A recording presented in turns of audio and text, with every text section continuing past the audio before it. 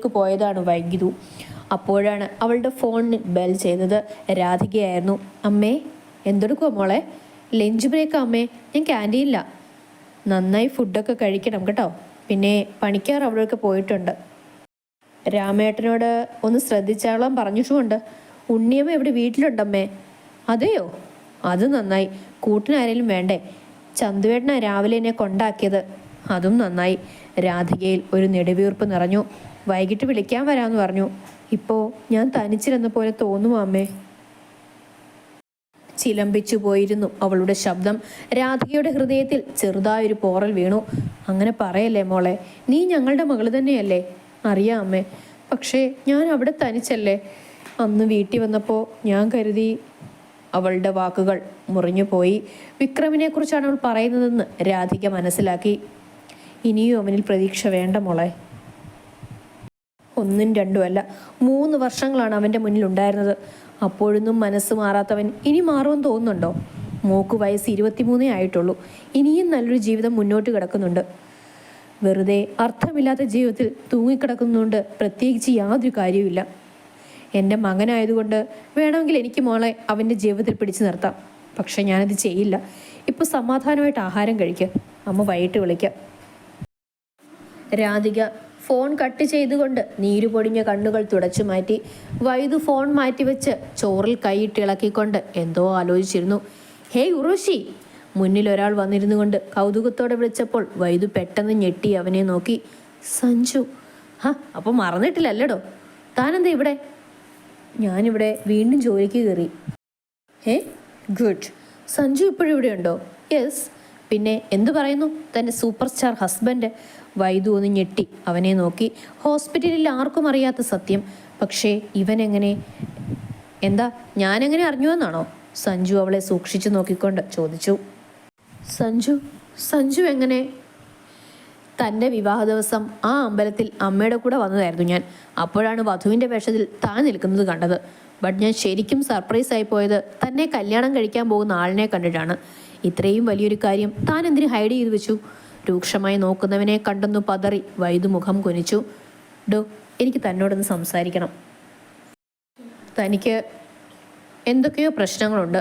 ഇവിടെ തൻ്റെ ഏറ്റവും അടുത്ത ഫ്രണ്ട് ആയിരുന്നില്ല ഞാൻ. എന്നോട് പോലും വിവാഹത്തിൻ്റെ ഒരു കാര്യം പോലും താൻ പറഞ്ഞില്ല. പെട്ടെന്നൊരു ദിവസം താൻ ഇവിടുന്ന് ലീവ് എടുത്തു പോയി. അന്നിങ്ങനെ ഒത്തിരി അന്വേഷിച്ചു തന്നെ. അച്ഛന് സുഖമില്ലാത്തത് കൊണ്ടാണ് ലീവെന്നറിഞ്ഞു. പക്ഷെ പിന്നെ ഞാൻ കണ്ടത് കല്യാണ വേഷത്തിൽ അമ്പലത്തിൽ നിൽക്കുന്നത് തന്നെയാണ്. എന്താ വൈദു തനിക്ക് പറ്റിയത്? വൈദു മുഖമുയർത്തി അവനെ നോക്കി. കണ്ണുകൾ നിറഞ്ഞിരിക്കുകയായിരുന്നു. സഞ്ജു ഹോസ്പിറ്റൽ എംഡിയുടെ കസിനായിരുന്നു. അവൻ MDയെ കണ്ട് വൈദുവിന് ഹാഫ് ലീവ് കൊടുക്കണമെന്ന് പറഞ്ഞു.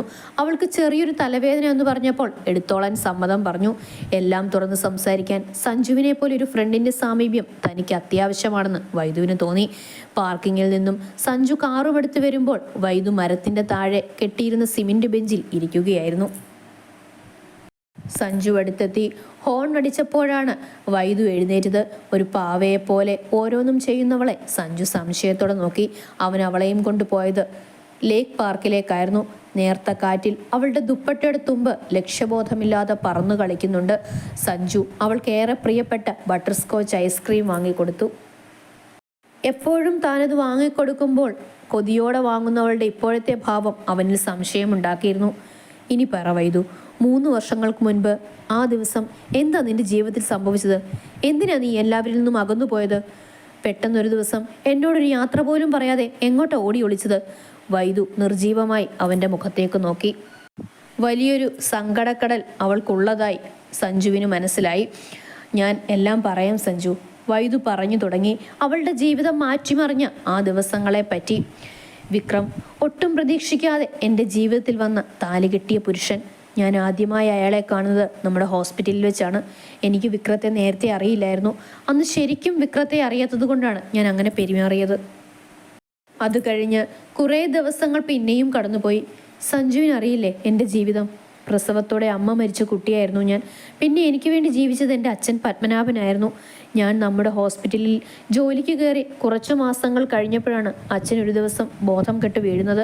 അന്നാണ് തിരിച്ചറിയുന്നത് അച്ഛൻ നാളുകൾ എണ്ണി മരണത്തെ കാത്തു കഴിയുന്നൊരു CA പേഷ്യൻ്റ് ആയിരുന്നു. അന്ന് അച്ഛൻ എന്നിൽ നിന്നും മറച്ചു വെച്ച വലിയ രഹസ്യം.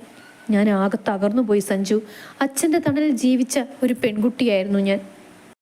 എൻ്റെ ലോകം എൻ്റെ അച്ഛനായിരുന്നു. ഈ ലോകത്ത് എനിക്ക് സ്വന്തമായി എൻ്റെ അച്ഛൻ മാത്രമേ ഉണ്ടായിരുന്നുള്ളൂ. പിന്നീട് എന്ത് ചെയ്യണമെന്നോ എങ്ങനെ ജീവിക്കണമെന്നോ അറിയാതെ ജീവിതത്തിൽ പകച്ചു നിന്ന ദിവസങ്ങൾ. അപ്പോഴാണ് അച്ഛൻ്റെ ബാല്യകാല സുഹൃത്തായ രാംഗോപാലും ഭാര്യ രാധികയും അച്ഛനെ തിരക്കി വരുന്നത്. പിന്നീട് അവർ വീട്ടിലെ നിത്യ സന്ദർശകരായി. ഉണ്ണിയമ്മയും ചന്തുവേട്ടനും മാത്രമേ ബന്ധുക്കളായി ഉണ്ടായിരുന്നുള്ളൂ. ഒരമ്മയുടെ സ്നേഹവും വാത്സല്യവും പിന്നീട് രാധികാമ്മ എനിക്ക് തന്നു. അവസാനം അച്ഛൻ്റെ കണ്ണടയും മുൻപ് എന്നെ ആരുടെയെങ്കിലും കയ്യിൽ സുരക്ഷിതമായി ഏൽപ്പിക്കണമെന്ന അച്ഛൻ്റെ ആഗ്രഹത്തിന് മുന്നിൽ രാധികാമ്മയും ഗോപാലച്ചനും കൂടി സ്വന്തം മകനു വേണ്ടി എന്നെ ചോദിച്ചു. മകൻ ആരാണെന്നോ എന്താണെന്നോ എനിക്കറിയില്ലായിരുന്നു. അച്ഛന് വലിയ സംതൃപ്തിയായിരുന്നു, മനസ്സമാധാനമായിരുന്നു. ഗോപാലിൻ്റെ വീട്ടിലേക്കാണ് മകളെ പറഞ്ഞു വിടുന്നതെന്നും സമാധാനത്തോടെ തനിക്കിനി മരിക്കാമെന്നും അച്ഛൻ സന്തോഷത്തോടെ പറഞ്ഞു. അച്ഛൻ്റെ ആ സന്തോഷത്തിന് വേണ്ടി ഞാൻ എൻ്റെ സ്വപ്നങ്ങളും ആഗ്രഹങ്ങളും ഉപേക്ഷിച്ചു സഞ്ജു. വൈദു ഒന്ന് നിർത്തി. അവൾ വല്ലാതെ തളർന്നു പോയിരുന്നു. സഞ്ജു അവൾക്ക് കുടിക്കാനുള്ള വെള്ളം എടുത്തു കൊടുത്തു. അവൾ പകുതിയോളം കുടിച്ചുകൊണ്ട് കുപ്പി അടച്ചു വെച്ചു. പിന്നീട് എന്ത് സംഭവിച്ചു?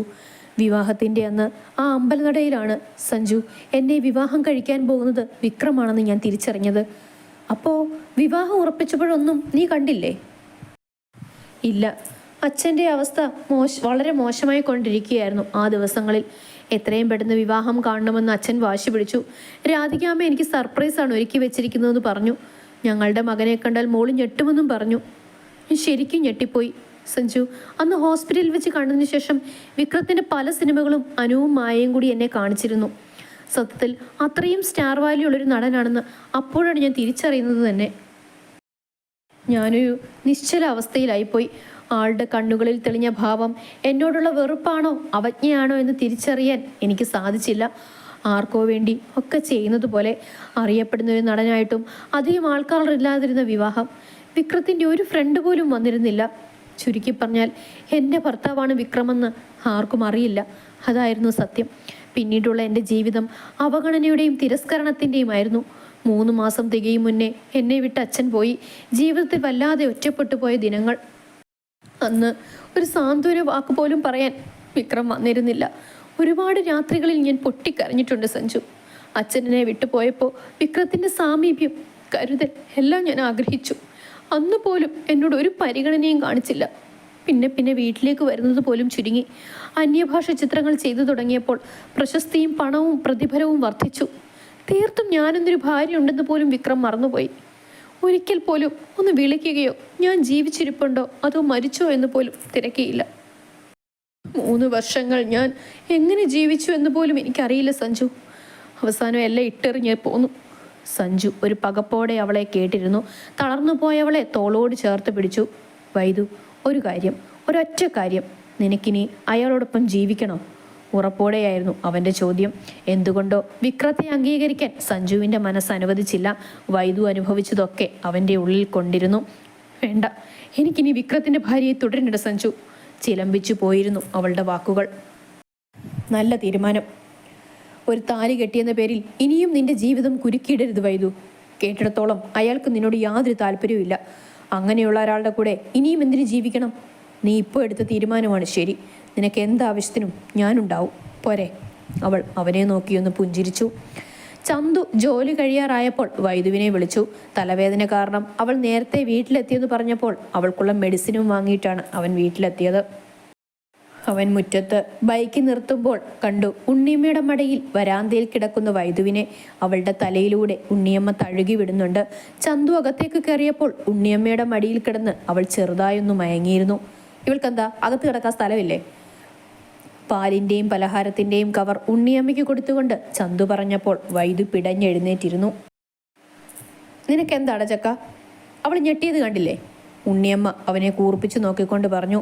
ഈ ഞെട്ടലിനല്ലെങ്കിൽ ഒരു കുറവില്ലല്ലോ. വൈദു അവനെ ഒന്ന് നോക്കിക്കൊണ്ട് ചവിട്ടിക്കുലുക്കി അകത്തേക്ക് പോയി. ചന്തു പൊട്ടി വന്ന ചിരി ചുണ്ടുകൾക്കുള്ളിൽ തന്നെ ഒതുക്കി നിർത്തി. അല്ല, അമ്മയുടെ പ്ലാൻ എന്താ? ഇവിടെ തന്നെ നിൽക്കാനാണോ? പിന്നെ വൈദുവിനോട് ഒറ്റയ്ക്ക് നിർത്താനോ? ഉണ്ണിയമ്മ ഗൗരവത്തിൽ അവനെ നോക്കി. അമ്മയ്ക്ക് അതാണ് ഇഷ്ടമെങ്കിൽ അങ്ങനെ ആയിക്കോളൂ. ഞാൻ ആ വീട്ടിലേക്ക് പോവാം. വീർപ്പിച്ച മുഖത്തോടെ ഇരിക്കുന്ന ചന്തുവിനെ കണ്ട് ഉണ്ണിയമ്മയ്ക്ക് ചിരി വന്നു. എടാ കുശുമ്പാ. ഉണ്ണിയമ്മ മൂക്കത്ത് വിരൽ വെച്ച് അവനെ വിളിച്ചു. പിന്നെ അല്ലാണ്ട് ഈ വയ്യാത്ത കാലും വെച്ചോണ്ട് വൈദ്യുവിനെ ഇവിടെ വിട്ടിട്ട് ഞാൻ എങ്ങോട്ടുമില്ല. ഒരു പെങ്കൊച്ചിനെ ഒറ്റയ്ക്കാക്കിയിട്ട് ഇവിടെ സമാധാനത്തോടെ നിൽക്കാൻ എനിക്ക് പറ്റില്ല ചന്തു. അവക്കിപ്പോൾ നമ്മളല്ലേ ഉള്ളൂ. അവൻ്റെ നെഞ്ചൊന്ന് പിടഞ്ഞു. എങ്കിൽ ഞാൻ വീട്ടിൽ പോവാം. എന്തേലും ഉണ്ടേ അമ്മ വിളിക്ക്. ഒരു വളവിനപ്പുറം ഞാനുണ്ടാവും. ചന്തു എഴുന്നേറ്റപ്പോൾ വൈദ്യു അകത്തുനിന്ന് ഓടി വന്നു. ചന്തുവേട്ടാ, പോയിട്ട് വരുമോ? നഖം കടിച്ചാണ് നിൽപ്പ്. മുഖത്താകെ ഒരു വാട്ടമുണ്ട്. പണ്ടും ഇങ്ങനെയായിരുന്നു. വന്നാൽ എങ്ങോട്ടും വിടാതെ പിടിച്ചു നിർത്തും. ഇല്ല, രാവിലെ വരാം. അവളുടെ മുഖമൊന്ന് വാടി. ചോറ് കഴിച്ചിട്ട് പോടാ. എനിക്കൊന്ന് കുളിക്കണം അമ്മേ, ഞാൻ പോയിട്ട് വരാം. രാത്രിയിൽ മദ്യസേവയ്ക്കിറങ്ങുന്ന മറ്റൊരു സംഘമുണ്ട്. അവന്മാർ ആളിത്തിരി വെടക്കാണ്. 2 സ്ത്രീകളെ ഇവിടെ തനിച്ചാക്കി തനിക്ക് അവിടെ കിടന്ന് മനസമാധാനത്തോടെ ഉറങ്ങാൻ കഴിയില്ലെന്ന് ചന്തുവിന് വ്യക്തമായി അറിയാം. പക്ഷേ പണ്ടത്തെ പോലെയല്ല.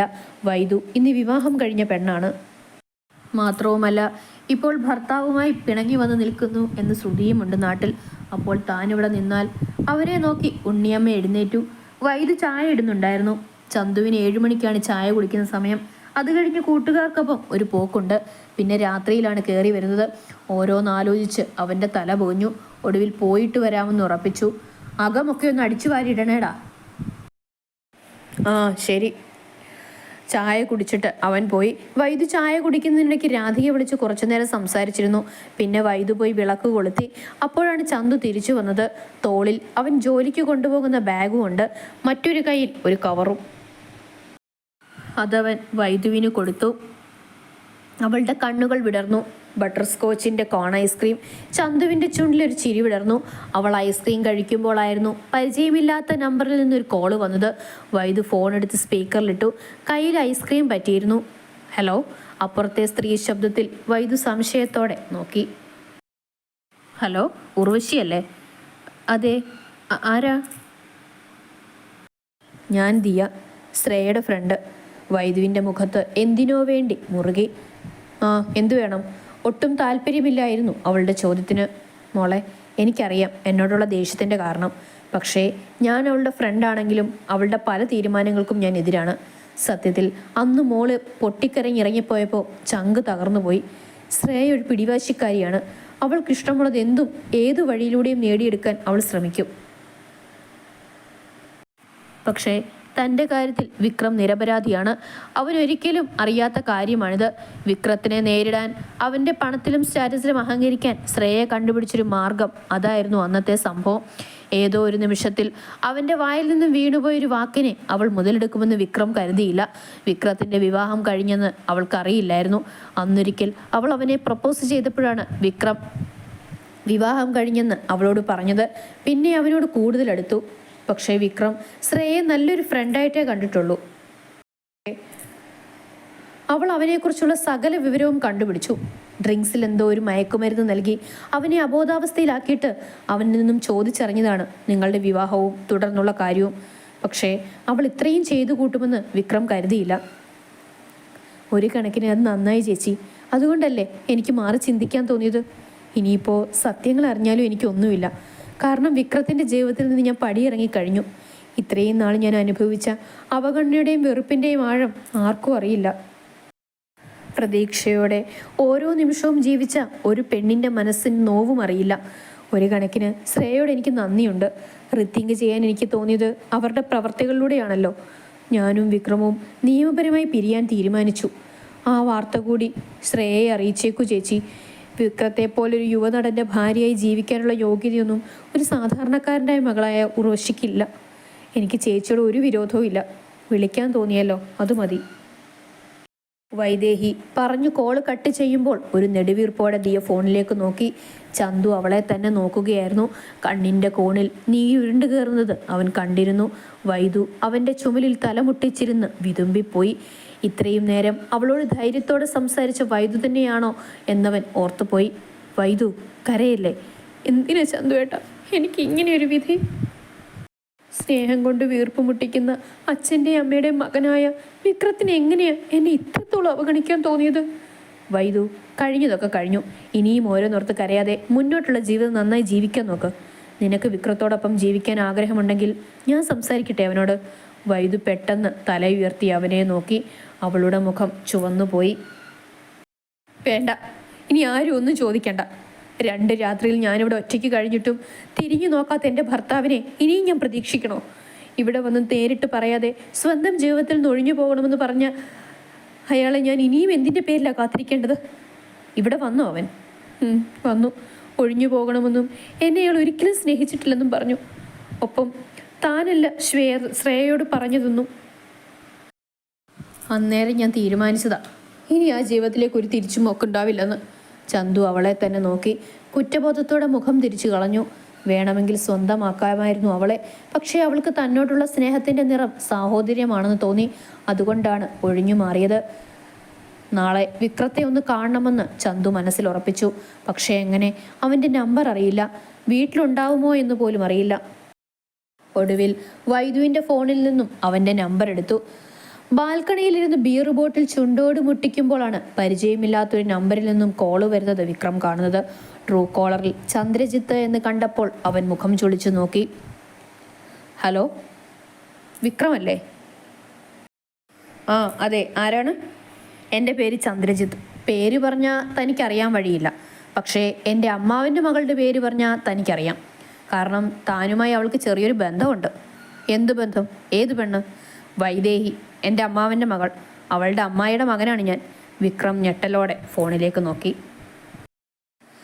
നിങ്ങളിപ്പോൾ വിളിച്ചതിൻ്റെ ഉദ്ദേശം? വിക്രത്തെ എനിക്കൊന്ന് കാണാൻ പറ്റുമോ നാളെ രാവിലെ? നിങ്ങൾ കാര്യം എന്താണെന്ന് പറയൂ.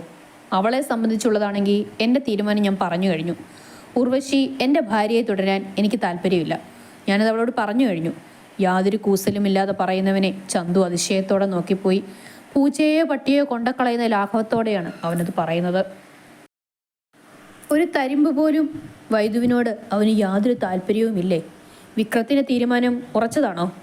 ചന്തു ഒന്നുകൂടി അവനോട് എടുത്തു ചോദിച്ചു. അതെ, എനിക്ക് സത്യത്തിൽ ശ്വാസം മുട്ടുന്നു. ഇഷ്ടമില്ലാത്ത വിവാഹത്തിൽ ഇങ്ങനെ പിടിച്ചു നിൽക്കുന്നതിന് ദയവായി നിങ്ങളെങ്കിലും എന്നെ ഒന്ന് മനസ്സിലാക്കൂ. ഇഷ്ടമില്ലാത്ത ഒരാളെ ജീവിതകാലം ചുമക്കേണ്ടി വരുന്നത് വല്ലാത്തൊരു വീർപ്പുമുട്ടലാടോ? വിക്രം അസ്വസ്ഥനായി പറഞ്ഞപ്പോൾ ചന്തു നിശബ്ദനായിപ്പോയി.